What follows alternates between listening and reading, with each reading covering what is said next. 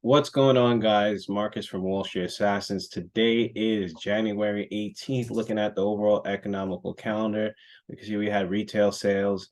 It's 9:12 right now, so a lot of this stuff already happened. We already had PPI come out already. We have a Fed speaker at 9:30, and then that's Bullard. So make sure you guys keep eye of that as well.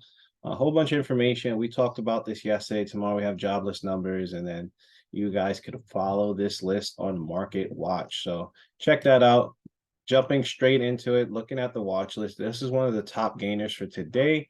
NVIDIA up 8% change from yesterday. Looking at it, RSI is a little bit more on the overbought side. MACD is crossed up, signaling an uptrend. Just want to be cautious, especially since the RSI is overbought. We could have a possible pullback, but seems to be struggling over here. You can see multiple candles struggling to break out from this 178 zone. So we need to break above 178 and hold above it before we could trust it. Make sure you guys get a nice crossover, and then we could possibly fill up the gaps to the upside, maybe towards that 183. So 178 to 183 to the upside. To the downside, you want to watch for the break of the 180-day trade line at 174. And we could start going to 170, which was the previous breakout zone before. So watch out for that, especially since the stock is a little bit more on the overbought side. All right, next stock we're going to talk about is your favorite, Tesla. Jumping over towards the charts for Tesla. Amazing run up on Tesla yesterday. We talked about it. If we look at the 1 year, we said that, hey, the 1 year is crossed up. We kind of consolidated at the bottom over here. 1 year is crossed up. RSI has the possibility for uptrend. So watch out for Tesla. If you're looking at the RSI and you're guesstimating how much room this thing has to the upside, it's pretty substantial, right? So we got to watch to see how far Tesla's going to push. But let's see current day, right? So long-term, Tesla has the ability to go up. Short-term, RSI is overbought. So make sure you guys watch out for that as well, too. It basically had a nice run up yesterday, right? If we're looking at from the move, right, from the 180-day cross, we literally started to push up from that 122 zone all the way up towards where we are right now, that 136. And if you look at the 5-day, I think we even went as high as 137 over here. So keep an eye on Tesla today, especially since the volume is here on Tesla. It was here yesterday. Hopefully, it continues to be here today.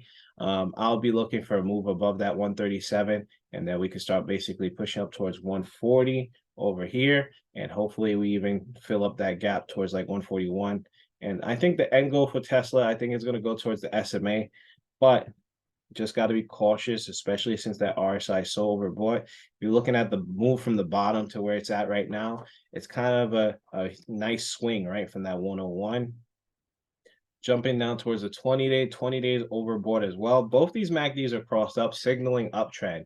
RSIs are just basically giving us a caution saying it's overbought. So make sure you guys are cautious with that. If you want to go for an intermediate short position, you could possibly get in at the break of that 134. Break of the EMA, right? We've been holding above it. This is why I tell you guys, this EMA, I call it the trade line. Anytime we're above it, the stock is more in favor for an uptrend. Anytime we break below it, then the stock will be more in favor for a downtrend. So make sure you guys see 1 or 2 candles holding below that EMA when this blue line starts to curve down or whatever, right? Or if we break a candle through that EMA, watch for that break of 134. As soon as we start to hold below that, we could start shorting it down towards 131, preferably on a 20-day and a 180-day cross down, right? So Tesla looks like a good player.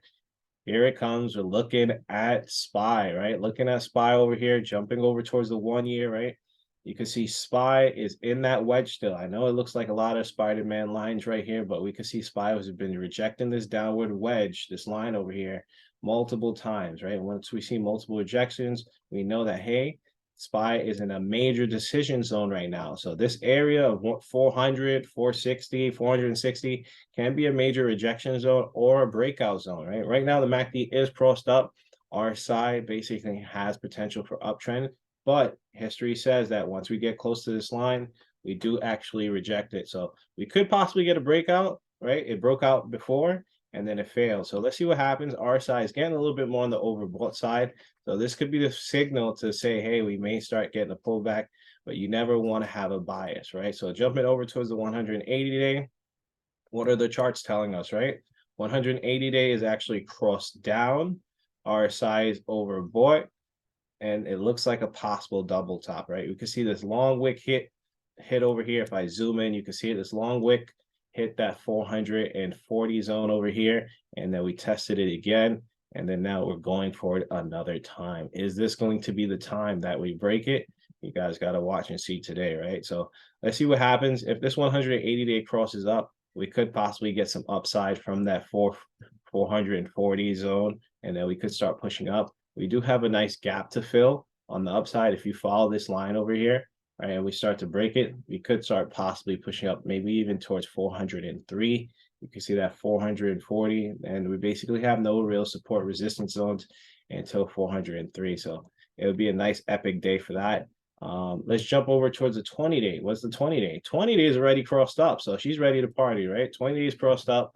We just basically have a little bit of divergence, meaning the 20 days crossed up, 180 days crossed down, which in my book, that equals chop. So want to be cautious, wait for clear direction. I rather both my MACDs be pointing in the same direction.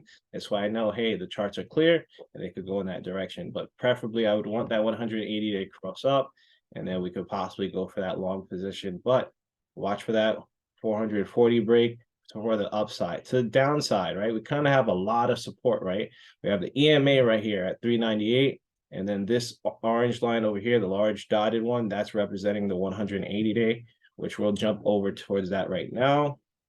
So we have a lot of support to the downside.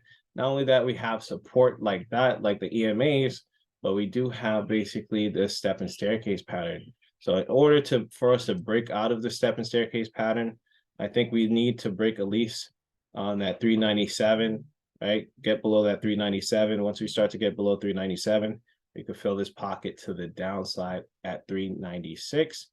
And that's pretty much it. Make sure you guys leave a like below, subscribe, and I'll see you in the next one. Peace.